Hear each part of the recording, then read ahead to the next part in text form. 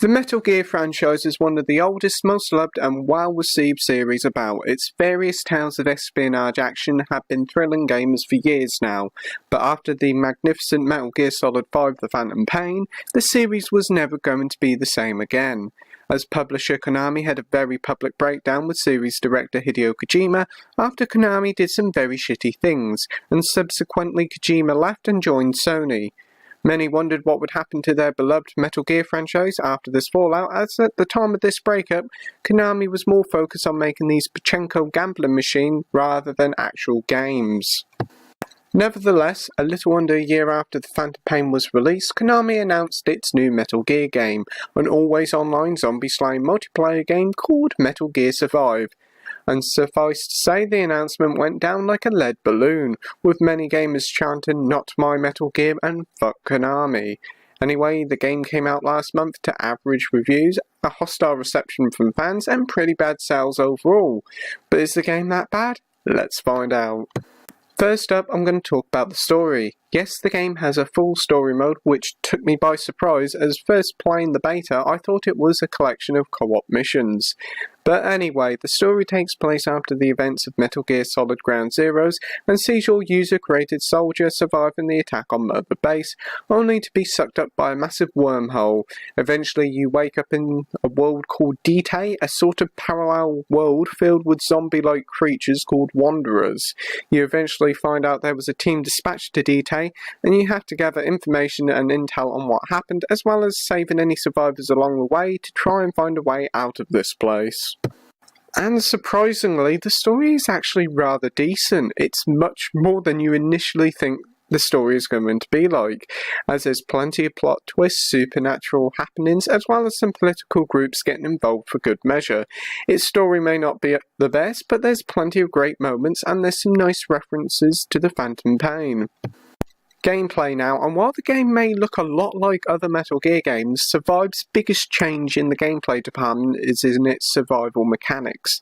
Your character is constantly fighting hunger and thirst, as you have to constantly make sure your character hunger and thirst gauge is full enough, or it will actually affect your abilities. The thing is, this would be fine, but the problem is your character has such a high metabolism, they're constantly hungry and thirsty, and during the first few hours of the game, you're always looking for food and water, which can be boring and a pain. Thankfully, food and water becomes more generous later on as your base camp gains food and water provisions, but this can make for a frustrating few hours. There are oxygen meters for when you've entered the dust and limits on what you can carry as well, but they never really seem to intrude gameplay for me as much as the hunger and the thirst gauges did. Anyway, you always start the game off at your base of operations, and all it is at first is an empty wasteland. But as you go through the game, you unlock new stations for crafting weapons, provisions, and first aid.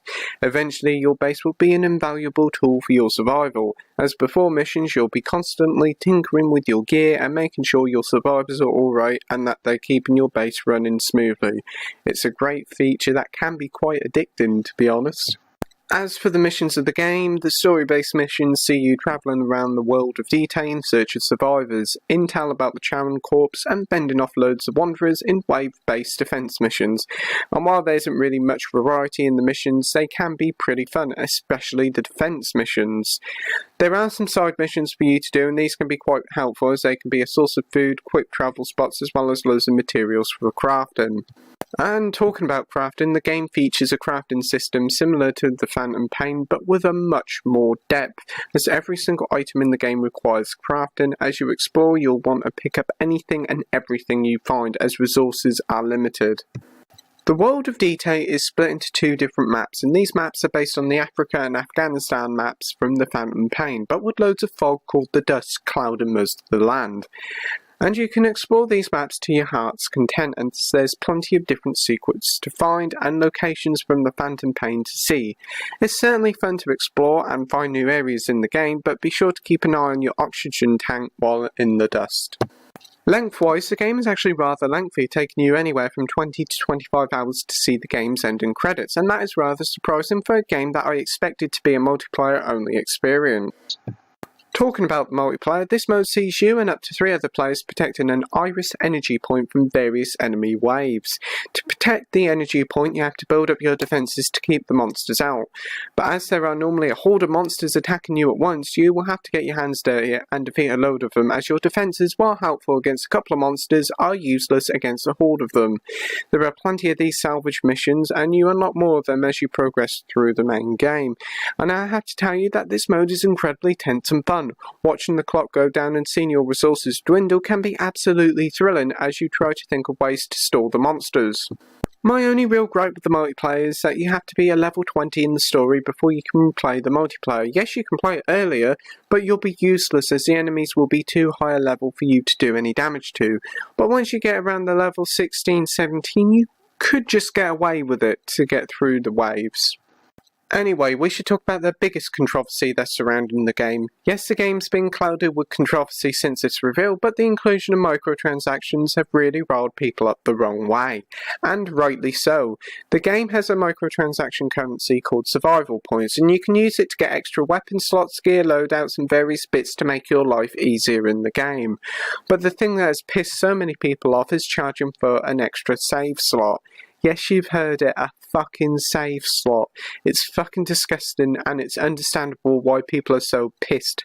Something that players have been using for free for years now, only to be carved out and charged for, is unbelievable. Seriously, Konami greed knows no bounds. Konami has said something about the game being a cloud save and something like that, and that's why they're charging. But it sounds like a load of bull to me. My advice, if you want to play again, delete your current save and start again. Do not feed the greed. Presentation-wise, Metal Gear Survive is actually a very interesting game. The game runs on the same Fox engine as the Phantom Pain and Ground Zeroes did, and for the most part it does look very nice, keeping at a rock-solid 60 FPS, which is a nice touch. And the world of D-Day does look nice at times, even if you'll be spending most of the time in the dreary dust. One thing that really is off-putting is when you're hungry and the game will start going all weird. It made me thought I had double vision for a minute. It's odd, off-putting, and will probably make a few people sick. Konami, you need to sort it out. As for the sound, Survive features a pretty decent voice acting cast to go with the rather decent story. The best thing about the sound is, though, the various tapes around the world of D-Day, which features various tracks from the Metal Gear Solid franchise, ranging from Call Into the Night to Snake Eater. Even more surprising, the game also features cassettes from other Konami properties like Castlevania and Zone of Enders, to make for quite an awesome soundtrack. Conclusion time now, and Metal Gear Survive is certainly not a Metal Gear game, and it's not what I or any other Metal Gear fan wants the series to be. But as a one-off spin-off, it's a very fun survival game that can be very tensed at times.